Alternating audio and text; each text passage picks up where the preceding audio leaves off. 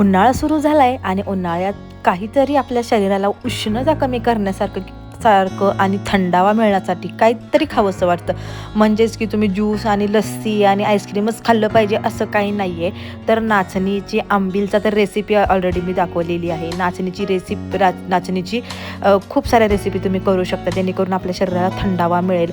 तर मी या व्हिडिओमध्ये तुम्हाला दाखवणार आहे नाचणीचे लाडू.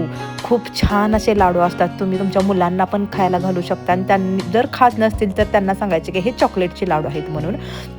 घरी सगळेजण खाऊ शकतात. मऊसूद खूप छान असे लाडू होतात. काय करायचं, नाचणी छान नीट करायची. तुम्ही धुवून भाजून वगैरे ती प्रोसेस करू शकता, पण मी एवढी काय केलेली नाही. मी फक्त नीट केलेली आहे, मिक्सरवर बारीक केलेली आहे, कारण आपण नंतर ते पीठ आपण भाजणारच आहे, त्यामुळे भाजून वगैरे काय करायची गरज नाही आहे. तर मी ते मिक्सरवर बारीक केलेले पीठ, तुम्ही चाळणार असाल तर चाळा, पण मी चाळलेलं नाही आहे.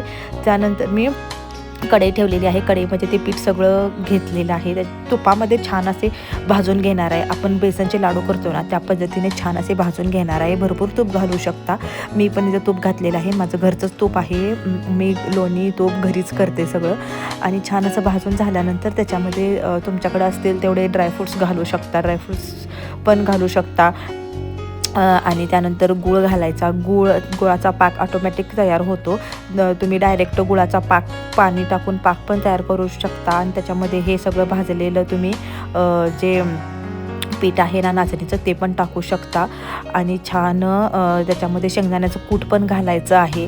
तुम्ही वेलची पण घालू शकता आणि तुम्ही थोडीशी चॉकलेटची पावडर पण घालू शकता, जेणेकरून मुलांना ते चॉकलेटचा लाडू आहे असं वाटण्यासाठी. पण माझी मुलगी तर खाते, त्यामुळे मला इतकं काही जुगाड करायची गरज वाटत नाही. तर तुम्ही ह्या पद्धतीने लाडू नक्की करून बघा. आणि खूप पौष्टिक, हेल्दी आणि आरोग्यदायी असा हा लाडू आहे, नाचणीचा लाडू. आणि तुम्ही नक्की एकदा करून बघा आणि हा व्हिडिओ शेवटपर्यंत बघा. खूप छान असे लाडू लागतात आणि तयारही होतात.